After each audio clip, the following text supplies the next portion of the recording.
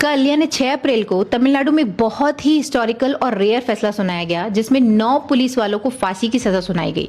Court ने इसे rarest of the rare case कहा और ये फैसला स्थानाकुलम कस्टोडियल डेथ केस के बारे में था और पुलिस वालों को ये आदेश दिया गया कि जो मृतक हैं उनके परिवार को 1,40,00,000 का मुआवजा देना है और अगर ये नहीं करते हैं तो उनकी प्रॉपर्टी को बेच कर भी ये मुआवजा दिया जाएगा। तो मैंने सोचा कि इतना बड़ा फैसला कोर्ट ने कैसे सुना है, क्योंकि हमारे सिस्टम में ज्यादातर पुलिस वाले कोई भी अपराध करके बच जाते हैं। तो थोड़ा रिसर्च करने पर पता चला तो ये जो केस है वो तमिलनाडु के स्थानाकुलम का केस है। कोविड के टाइम की बात है, जून 2020। उस समय गाइडलाइंस थी कि आप एक सर्टेन टाइम के बाद अपनी दुकानें खोल के नहीं रख सकते हो। तो जयराज 59 ईयर्स ओल्ड और उनका बेटा बेनिक्स 31 ईयर्स ओल्ड, उनकी मोबाइल शॉप थी और उन्होंने तय समय से ज्यादा टाइम तक अपनी मोबाइल शॉप खोल के रखी थी। पुलिस वाले वहां जाते हैं, जयराज को यानी पिता है उनको लेके जाते हैं अपने थाने। बेनिक्स भी वहां पहुंच जाता है। फिर इन दोनों बाप बेटे के कपड़े उतार कर पूरी रात उन्हें 3rd डिग्री टॉर्चर दिया जाता है। मतलब ये 10 के 10 पुलिस वाले डंडे से उन्हें इतना पीटते हैं कि पूरा थाना खूना खून हो जाता है। टेबल डंडे हर जगह सिर्फ खून ही खून।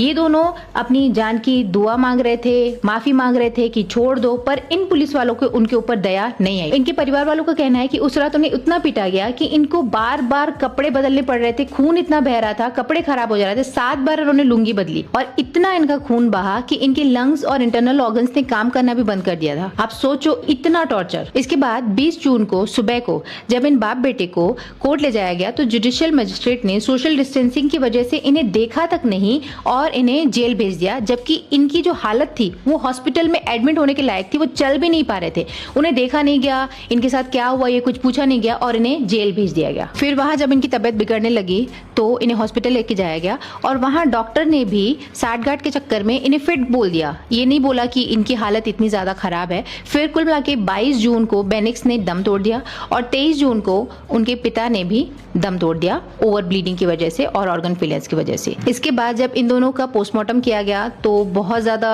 चोटों के 3rd डिग्री टॉर्चर के प्रूफ्स मिले। ये मामला बहुत ज्यादा तूड़ पकड़ता है। उसके बाद फिर तो पुलिस वालों ने अपने थाने के सारे सीसीटीवी फुटेज को भी डिलीट किया, प्रूफ्स मिटाने की कोशिश की, थाने को क्लीन किया। बट वहां लेडी जो एक कांस्टेबल थी उन्होंने गवाही दी और ये बहुत ज्यादा मुख्य भूमिका निभाई इस गवाही ने।